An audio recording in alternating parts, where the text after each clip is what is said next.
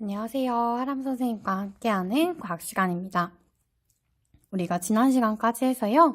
바로 전기 에너지가 다른 에너지로 전환된다는 것까지 여기에서 전기 에너지, 소비 전력에 대해서 다 배웠습니다. 자, 오늘은요. 우리가 지금까지 1단원, 2단원, 전기에 관해서 공부를 했는데요. 오늘은 이 전기에 대해서 총정리하는 시간 갖도록 하겠습니다. 자, 바로 교과서 72쪽에 있는 문제입니다. 대단한 문제 함께 풀어보도록 할게요. 자, 일단은 첫 번째 우리가 전기 파트에서 어떤 전기를 배웠죠? 그렇죠. 멈춰있는 전기, 정전기에 대해서 배웠습니다. 우리가 정전기를 먼저 살펴보고 나서요. 흐르는 전기가 뭘까요? 그렇죠. 전류입니다. 전류와 함께 배웠던 게 전압도 배웠고요. 그렇지. 저항도 배웠고요. 이거와 관련된 식이 그렇죠. 옴의 법칙이 있었습니다. 우리가 이렇게 크게 정전기, 전류, 흐르지 않는 전기, 흐르는 전기 그 두 가지를 나눠서 살펴보도록 하겠습니다. 자, 1번입니다. 그림과 같이 마찰을 시켰을 때 고무풍선은 마이너스 전하, 털가죽은 플러스 전하를 띄었습니다. 이에 대한 설명으로 옳은 것을 고르세요 라고 했습니다. 자, 우리가 원자를 생각해 볼게요. 원자의 구조.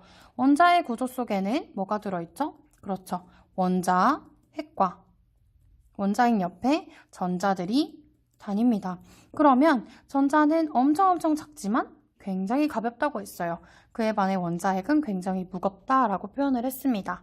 자, 그러면 뭐가 잘 움직일까요? 그렇죠. 전자들이 잘 움직일 거예요. 그러면 자, 한번 볼게요. 이 두 개를 마찰시켰을 때 전자가 어떻게 이동해야 마이너스 전하를 띨까요? 그렇죠. 털가죽에서 고무풍선으로 전자가 더 많이 이동했기 때문에 고무풍선이 마이너스 전하를 띠는 것입니다. 그러면 털가죽에서 풍선으로 전자가 이동했다. 맞는 내용이네요. 자, 얘는 아니고요. 플러스 전하가 이동했다? 이거 다 틀립니다. 그렇지.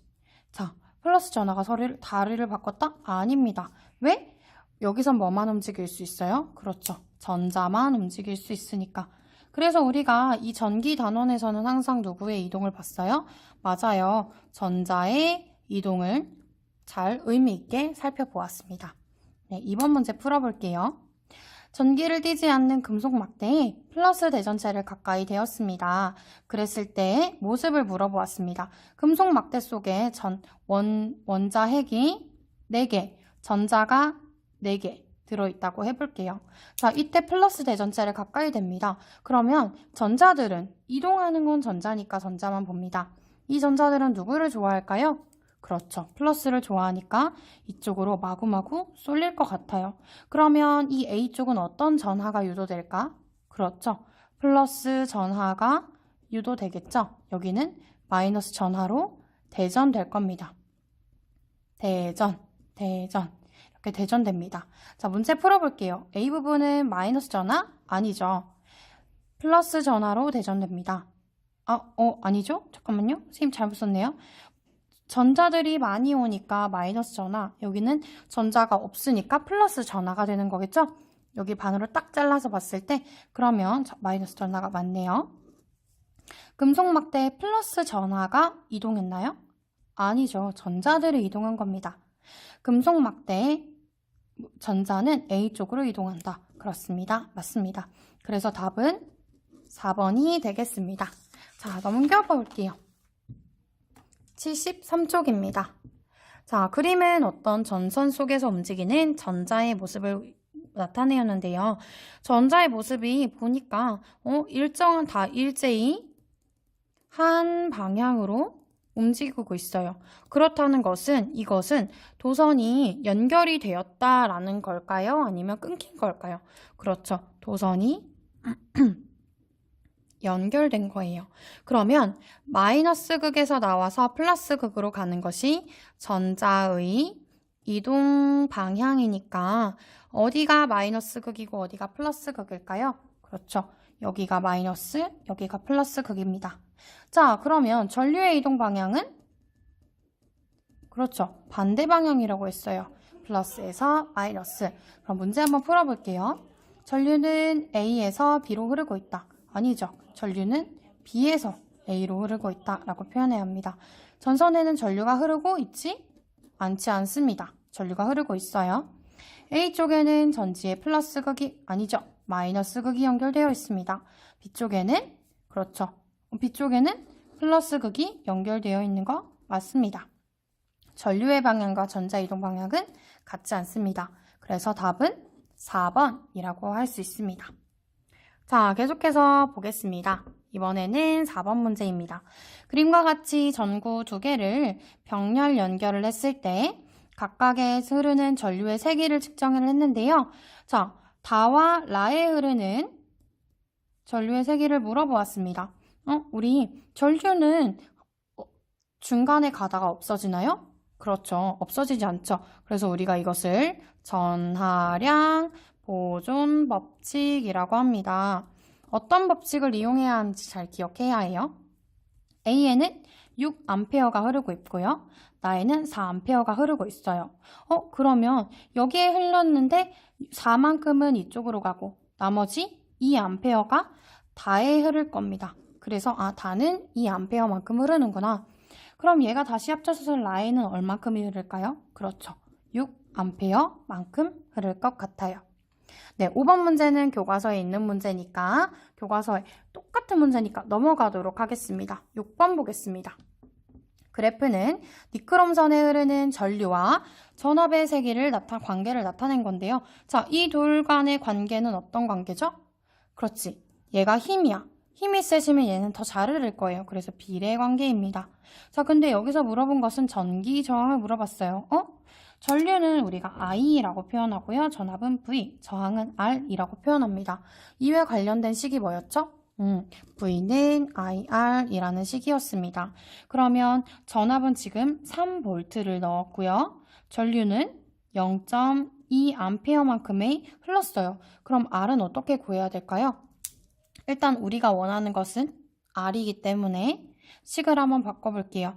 양변을 나누기 I를 시키면 R은 I분의 V가 되어서요.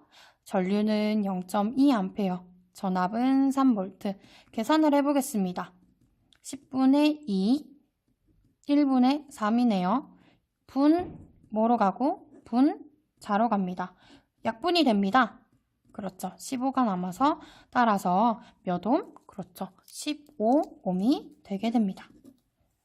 전기 저항은 15옴이 되게 되는 거예요.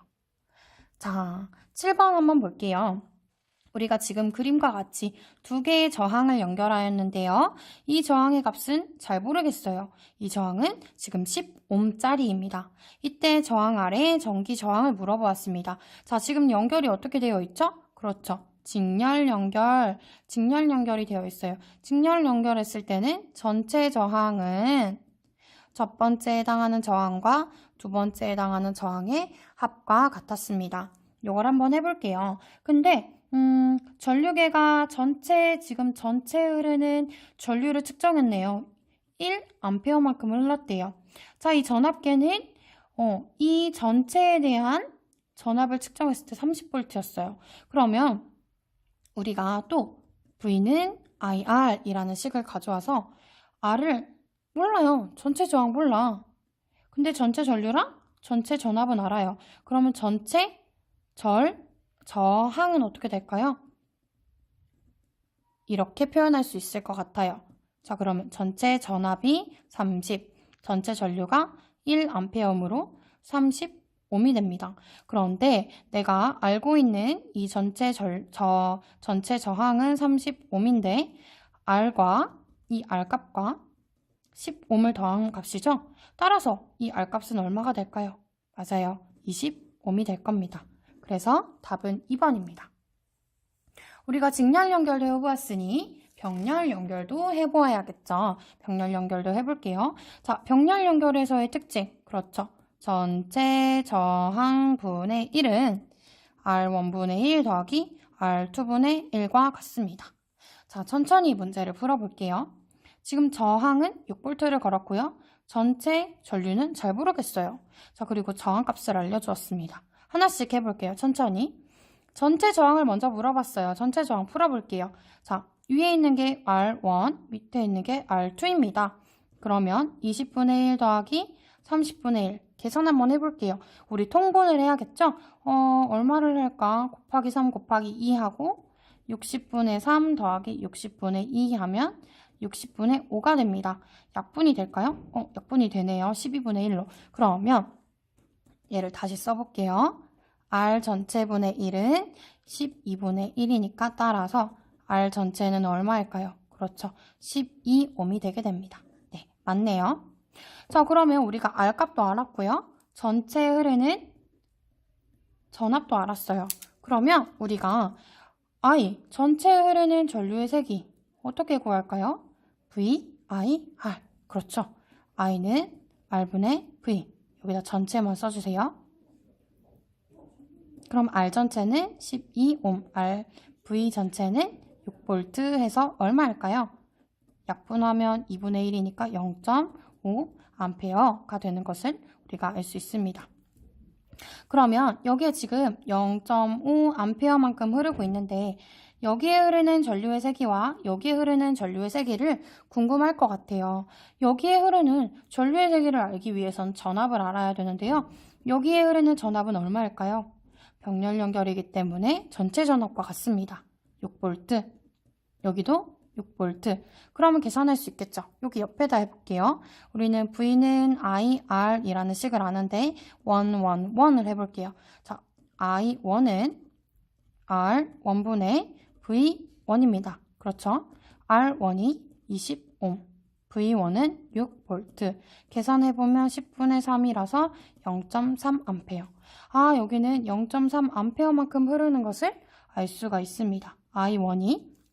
그러면 I2는 계산할 필요도 없이 여기랑 합이 같아야 되니까 0.5가 나누어진 거잖아요. 그쵸? 그래서 I2는 얼마일까요? 그렇죠. 0.2A가 될 거예요.